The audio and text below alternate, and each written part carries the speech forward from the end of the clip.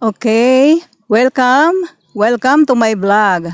My today's vlog, ito na nga at malalaman nyo na kung ano ang reason bakit kami ngayon ay nagpapaganda o kaya nagpapa-makeover. Lalo na ako, nagpa-makeover ako ng aking buhok. Sa ngayon, sa puntong ito, ngayon kami ay nag-aayos. Siyempre, dahil daw ang required is formal wear, kaya ito.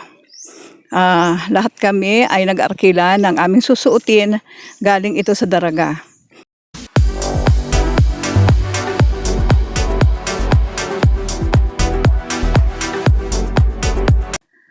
Ayan, sa wakas, sa mahaba-habang oras ng aming pag-aayos ay natapos na rin ang aming pag-aayos.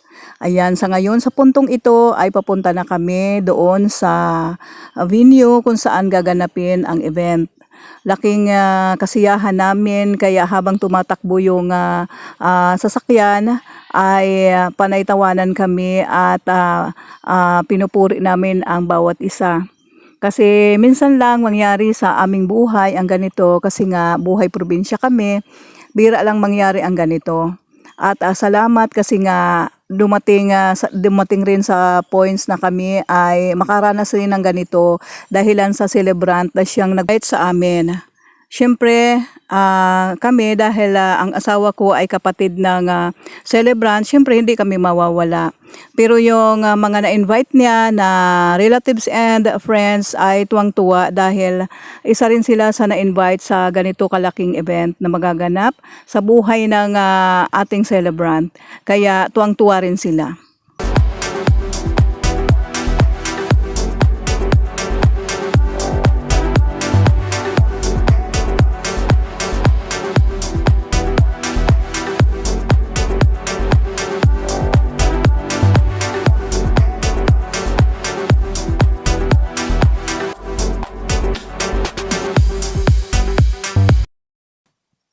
More or less 35 minutes rin kami naglakbay at narito na kami sa venue.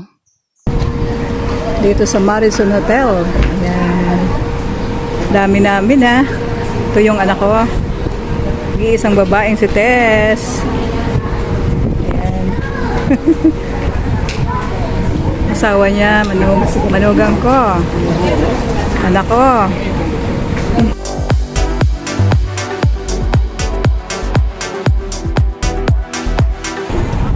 Papasok na sila. Pasok na kami. Ayan, bago daw pumasok sa hotel ay mag-picture-picture muna kami. Ayan, anak kong nag-iisang babae, si Tess. Ayan, sa picture na to, nasa gitna ako at ang sa kaliwa ko ay si Lot, ang pamangkin ng asawa ko. Ang sa kanan naman ay ang pinsan ng asawa ko at dati kong classmate na si Laling. Ayan, kaming dalawa ulit ng anak kong babaeng nag-iisa. Si Joven, ang pangatlo kong lalaking anak, siya ang coordinator nitong event. Ayan, ang aking anak na babae at ang aking apo na si Sophia. Ayan, kaming dalawa ng aking apo na si Sophia. Si Laling at si Tess. Ayan, anak ko at ang manugang kong si Teng. Ayan, nasa loob na kami ng lobby ng hotel. Ayan, itong picture na ito ay ang mga visitors, friends and relatives. Picture ni Sophia and Mary Jane. Sophia, Mary Jane, and Rose. Ayan si Conchi, oh. Sa labas. Conchi, bunsong kapatid ng asawa ko. Galing Manila. Kapatid po ng asawa ko. Ayan. Ang sosyal namin ngayon. Nasa loob na kami ng Marison Hotel. Ayan, narito na yung mga kamag-anak ng asawa ko.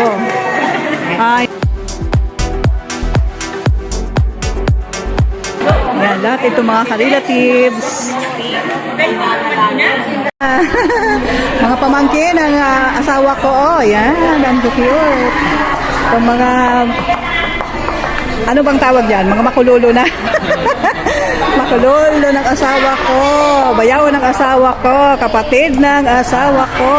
Ayan, mga pinsan. Ayan, mga pamangkin. Ang cute. Ito hipag. Ayan, ang aking hipag na napakaganda. Parang si parang Miss Universe. Ganda ng outfit niya ngayon, ha? Ooh! Ganda. Ang ganda ng lugar na to talaga. Marison Hotel.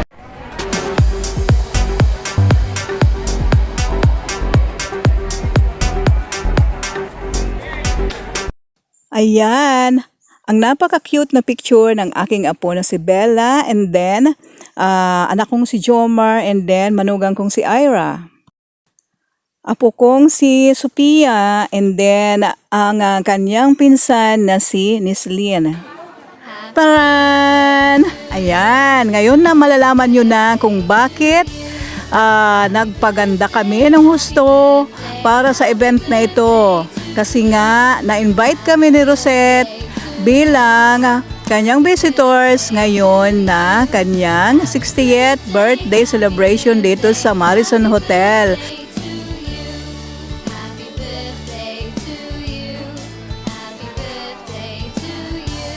Namimigay na ng tickets. Ayan. Good luck. Sana ma-raffle kayo. Ay mabunot yung pangalan nyo. Ay. Uy, ang ganda rin. Uy, ang ganda. Ano yan? Ay, hawakan ko ito. Ganda ng manugang ko. Oh. Ganda. Nagpa-hairdo talaga siya. Oh. Ganda.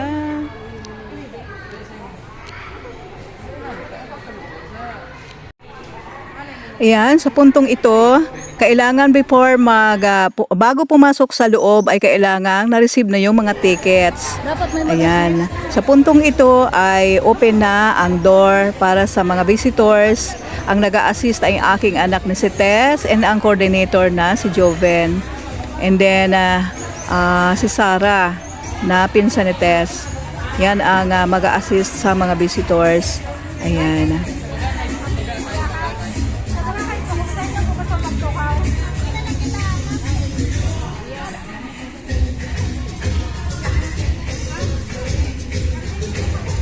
Ayan, nakakamangha rin ang ganda ng venue na ito dito sa loob ng Marison Hotel. Ayan, maganda rin yung pakaayos ng or paka-decoration ng mga upuan at mesa. Ayan.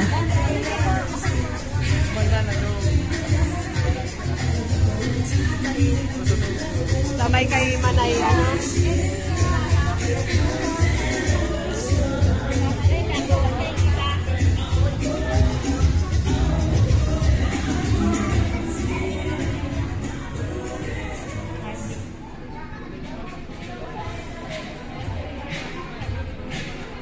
Okay, nagpicturean ulit kami pagkapasok namin sa loob. Ayan, picture ni Laling at na Madam Faith. Edna, Laling, ako, and then si Ma'am Faith. Ganda ng ang outfit namin, no? Ayan, classmate ni Rosette na si Malin, Marlene, and then Deliding, and then Puring. Ayan, at syempre hindi maaalis yung picture namin ng aking asawa na kapatid ng celebrant. Ayan, ang cute namin, di ba? Manugang kong si Ira, and then si Ednes. Ayan, pamangkin ng celebrant na si Rosette. Kapatid ng celebrant, ayan, Manay Erlina, Manuludring, asawa ko, Manay Muing, and then Manoy Nestor. Ayan, asawa ko, and then kapatid niyang si Manay Heidi. Ayan, si Hunes, na kapatid ng celebrant, and then ang kanyang asawang si Edna.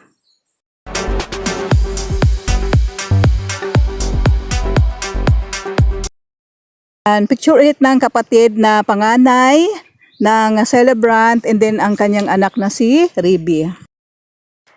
Picture nila itong mag-aama. Ayan. Ayan, yung mga anak ni Manoy Nestor, si Nislin, si Rose, and then si Mary Jane. Ayan, isa pang picture na kasama ako ng aking dalawang anak na ang pupugi. Ayan si Judel, ang kanyang girlfriend, ako, and then si Vic June, na aking bunso. Ayan, picture ulit ng aking asawa at ang kanyang kapatid na si Manay Muwing. Isa pang picture na kasama ako, ayan, ng aking anak na babaeng nag-iisa at ang aking pang-apat na anak na lalaki na si Judel.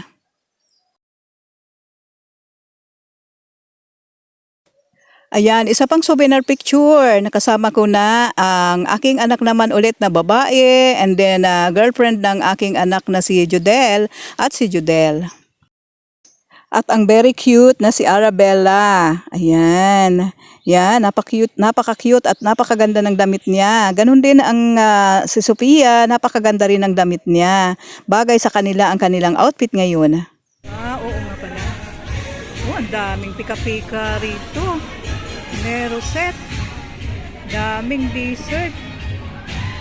Dami.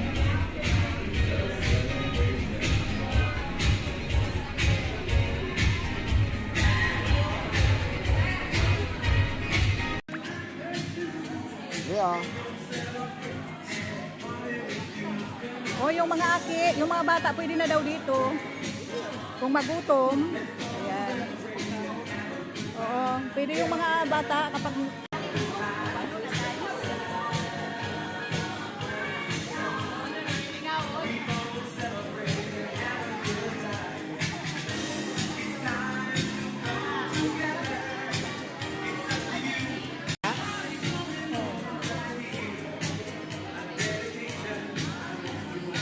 Classical music. Ha?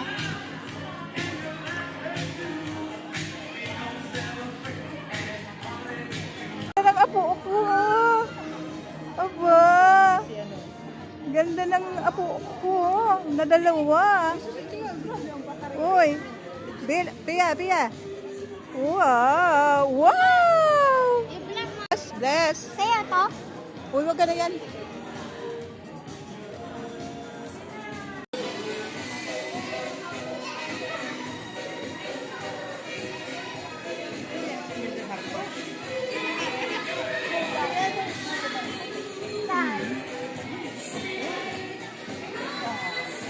To begin our program. Thank you.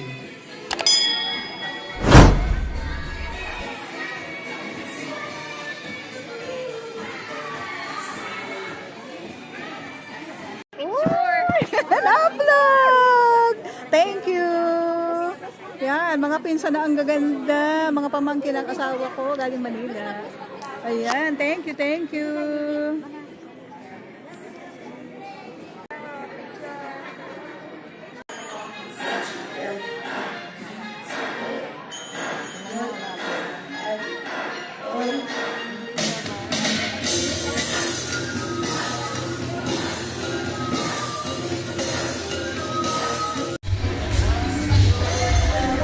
Ayan na si Madam Imelda. Madam Imelda, oh. Ayan na si Madam Imelda.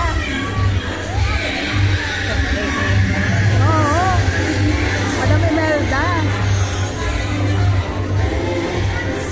Alright, so good afternoon everyone. Welcome to